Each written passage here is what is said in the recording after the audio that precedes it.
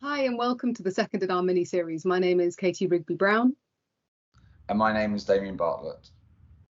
Good to see you again. Now, I think before we get started, let's address the elephant in the room. It's been a long month since our first edition. Yes, the gap. I had a rather unfortunate cycling accident a few months ago, hence the silence. What I will say, today's session is around security, so please do always be safe whilst out cycling. Wearing a helmet definitely saved my life. Today's session won't just be the two of us. No, it won't be, Katie. You're right. So Justin Thorogood will be joining us. He's the strategy and development lead for our application delivery and security team here in Citrix within Northern Europe. So we'll be talking all things SASE and zero trust. Now, in our first edition, we talked a lot about return to work, return to office. It seems almost like an old topic. Where are people or how are people working? Now, of course, in the last 3 weeks, a trend I've seen, and I know, Damien, I sit more in the banking and capital market space with a couple of insurance customers, and sort of flip side for you. But what I'm hearing across global banking and markets, irrespective actually of where they're headquartered, is a similar message. So something along the lines of, as we look back, we think the organizations that we represent are surprised at how quickly we were able to pivot to hybrid or remote work from home, however you want to position it for your organization. The real challenge I'm seeing in the space today is the reality of delivering hybrid work, and what that's going to mean from an employee experience perspective, from a budget perspective. How many devices are employees going to have if you've got them moving between different locations, and how do you protect that? And I guess as a follow-on from that, from a security perspective, are you seeing that as well? Yeah, of course. I think it's really important as well. There's the dichotomy of user experience and security posture in order to deliver services to end users. And we often find a real kind of balance one way or the other, and we often struggle to really have that balance kind of very accurate. It's usually very kind of heavily distorted one way or the other. Certainly, within some of our larger, more security focused banks of old. So what we're definitely seeing now is new trends coming in. As I say, I'm specifically going to touch on insurance, but I would say probably 9 out of 10 of my customers today are talking to me around security, around new things, and kind of some of the buzzwords like zero trust and SASE, and it's kind of driven the session today more. We've got Justin on to help with that, so I certainly won't touch on any of those areas just yet. But yeah, I'd say 9 out of 10 of my customers definitely speaking to me about security, and in particular, so 2 things. So the attack surface is deemed to have widened and got bigger because of the more remote element of the way people are working, or the more hybrid approach, and that's definitely here to stay, let's be clear. But also from a new technology, and the cloud has driven a kind of big shift and change of where things are and where things need to be accessed from. So yeah, we're definitely seeing some of the new services and some of the new trends coming out, and Justin will definitely get into some of that detail later. I would agree, and I think what's interesting to me, in addition to the security on our devices and the expansion of the attack surface, and I find myself once again looking around and seeing that I've got 6 or 7 devices that I do work on. So I'm probably a nightmare to secure, or the flip side is I've just got used to working securely. As people travel more, and I've had the joy of traveling on trains the last couple of weeks, and being able to do some face-to-face meetings. And I'm kind of thinking about as people accelerate back into the office. What's interesting to me, and there was a data breach recently. It was a government data breach. I don't know if you remember it. There was a big pile of paper. I'm not sure who still works with paper, but some paper documents were left at a bus stop somewhere, and there was a data breach. I think it was Ministry of Defence information. Now, I don't think we're going to see that in our space. I genuinely think very few people even have a home printer, let alone are able to access their home printing network. But as we accelerate over the summer, people start returning to work. I think what's going to be interesting is actually seeing who's the first to report their data breach, because the reality is we are all out of practice as individuals, as human beings, of picking up our devices, of even having been anywhere to have left them. We haven't had, you've had a device shipped to home, maybe you've had 2 devices, depending on your own organization's access. perhaps you've been using your own device with some kind of secure connection in. So all of a sudden there's a mobility. I don't think it'd be wrong to join that to an increased ability to socialize with co-workers, with partners, with customers across the board, particularly in the investment banking space. So I think, what we're seeing in preparedness now is organizations realizing people have been at home relatively secure. They're all of a sudden going to start moving about again now. So stuff being left behind will be a challenge. I think on the flip side, if you look at the research that Accenture did, it was back in June, so not very long ago, they surveyed around about 1,500 people working in capital markets, insurance and banking.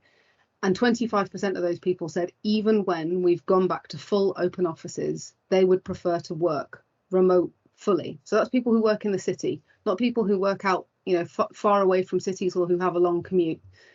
And that raises the question, what does that mean for an organization's security posture? Because it's simply not feasible to have a posture for people who are remote today and a posture for people who come in and out of the office. Right, so you're kind of talking around what I like to classify it kind of edge use cases of that kind of remote, those remote workers, and this is particularly more complex where we think about where I made the point earlier, where things are and where they're accessed to and from. Do we still route flow back to customer data center or customer sites and out to the cloud, or do we go direct to the cloud? And these are some of the kind of the design considerations that many of our customers are having today in order to achieve that kind of, again to it earlier, that better user experience to reduce that latency. And actually, if you think about the way some of your banking clients work, like for instance, your traders, if they choose to work from home, then any level of latency added into the way they work can be pretty catastrophic to the bottom line in terms of customer money. But you're right, setting that standard across an entire organization, catering for all types of users, is ever more complex as a result. And I think that's the real challenge there, right? And given and assuming that they do allow that to continue, i.e. probably more of our EMEA-based banks and insurers rather than the US-based ones who seem to just be drawing down a very firm no. So yeah, no, absolutely right. It'd be really interesting to see how that kind of develops. We've certainly have a view. Again, Justin can go into some of the detail later, but we have a very strong view and a very strong answer for that in order to help our customers in that way. It's a good segue for us to make the introduction to Justin today. Yeah, of course. So yeah, I'm really delighted to be able to introduce Justin Thorogood. So as I said earlier, he looks after the strategy and development within our organisation for application delivery and security. And I'm hoping we'll be the one to debunk some of the acronyms that are flying around the industry at the moment, and also some of the buzzwords as well, and add some real colour to that. So Justin, welcome aboard, and thanks for joining today. Thanks, Damien. So my name is Justin Thorogood. I've now been at Citrix. I'm now in my 8th year here. My responsibility now is that I look after our go-to-market for our application delivery and security portfolio. But most importantly, my job is to look after our partner community. So it's ensuring that they clearly understand, where we're going as a business, and getting really an unfair share of their time, to invest in us and believe in our story and communicate that to their customers. And hopefully with what we're discussing today, it's a new paradigm shift in terms of where we're moving as a business, and we want our partners along for the journey. Excellent. Thanks, Justin. And we're going to put you straight on the spot. SASE, Zero Trust, any number of acronyms and buzzwords are flying around the industry today. Can you make sense of it all and give us a layman's explanation of what they are and why they're important? Absolutely, and there's a fair few of them to add to the extensive list of Citrix abbreviations that we love talking about so much. But I think one thing that is very, very clear to point out, so SASE is an architecture. It's an architecture that's been coined by Gartner, obviously an industry recognized analyst in our space. And it's not a single product. You can't just go out and buy some SASE. But what SASE really is all about, it's about unifying networking and networking security, effectively to offer secure access to all users from everywhere. So effectively what this architecture brings to bear is it transfers multiple web, cloud, data and threat protections from that on-premise systems to security services that really sit on the edge of the wide area network. So this model really relies on user identity, granting access to data, to applications, rather than historically where we've trusted individual devices or networks and put all of our security in what we would refer to as the traditional perimeter. So, you know, this investment in on-premise cybersecurity systems with integrated cloud services, really that needs to change. You know, we need to redefine what this security services look like in software, by the way, and really kind of create a single platform that unifies security policies and on a perception basis, really at a granular level. So we can start to profile the different types of people who need to access these resources. And it needs to be able to span a global network. So to be able to welcome users from any country on any device into the business. So it's really a shift change from the traditional approach that most businesses that we work with have taken and sunk a lot of money into. So that's really what SASE is about. So hopefully that gives you a kind of a 10,000 feet view, if you like, of what it's about. It does, and I think the explanation demonstrates the not complexity but breadth of what SASE is, rather than a kind of single point solution, right? And so yeah, great overview. Thank you for that. I think to summarize, are we saying that it's just kind of single entry point or a single kind of service encompassing both on-premise and within the cloud? And if so, is that in line, I guess, with removing our on-premise infrastructure with a more cloud-first view? Is that kind of aligned to that strategic view?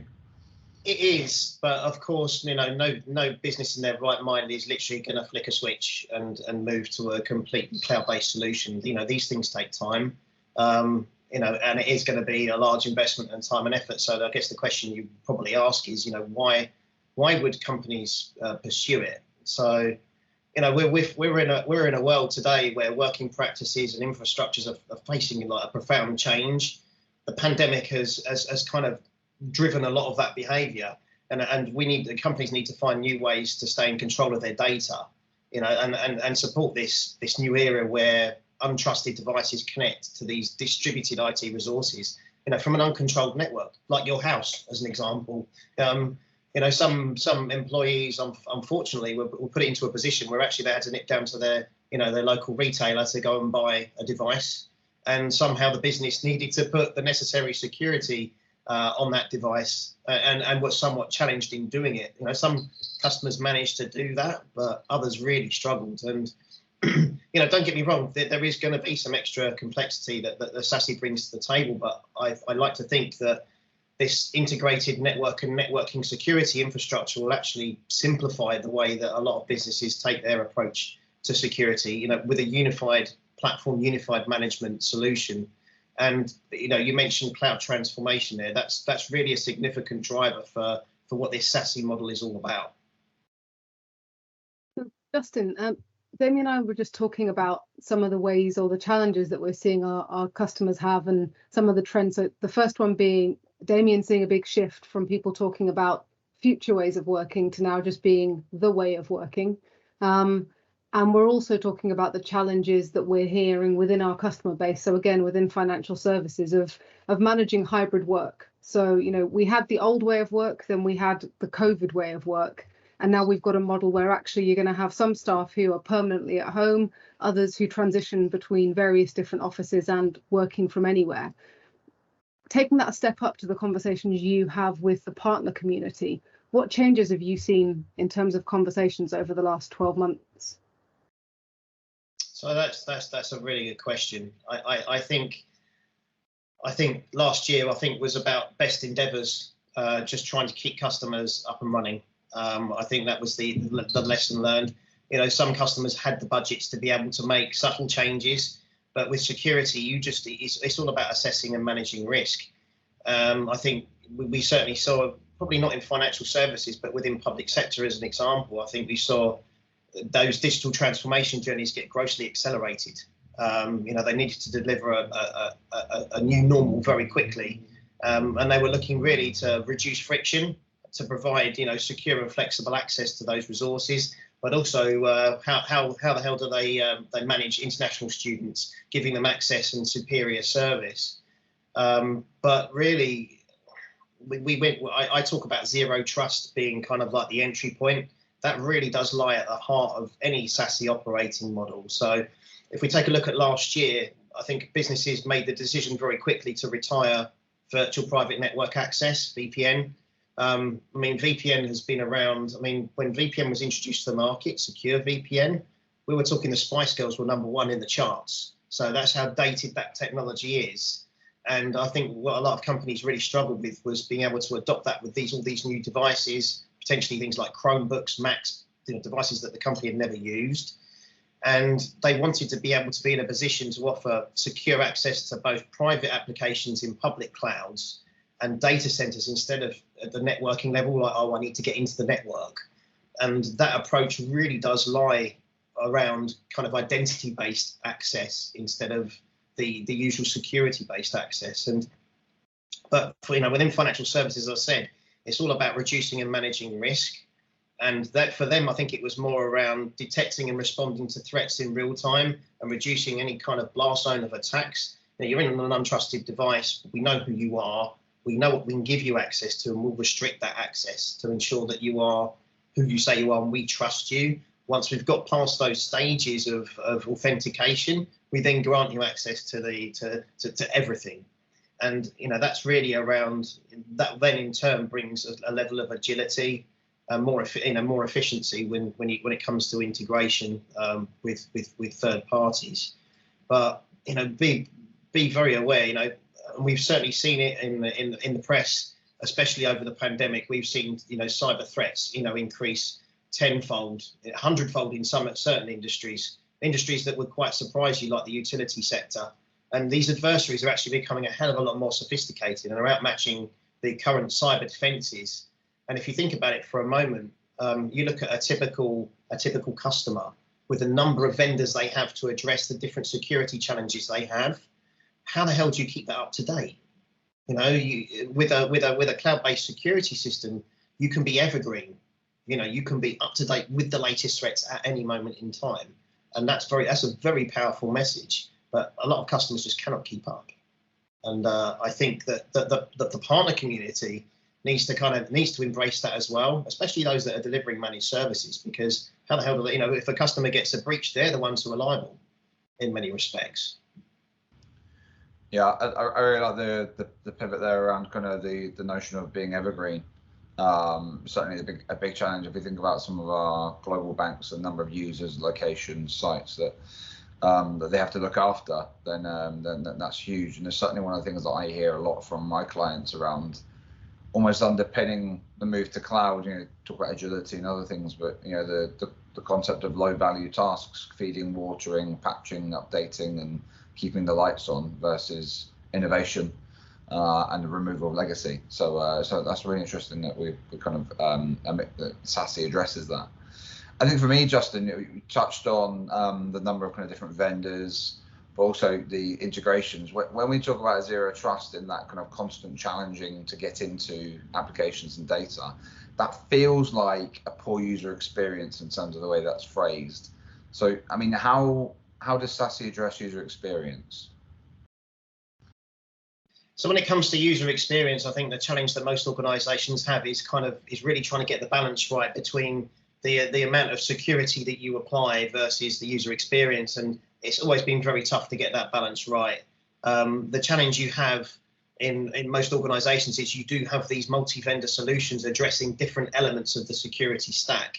The issue then is that traffic has to go between each of those different vendors that all have their own way of scrubbing the traffic, and it comes out the other end. Now, the more complexity you have, the slower that will feel to the individual, and they will then begin to complain. They'll be phoning up the help desk asking why everything has slowed down. Maybe it's the fact that something new has been introduced over the course of a weekend.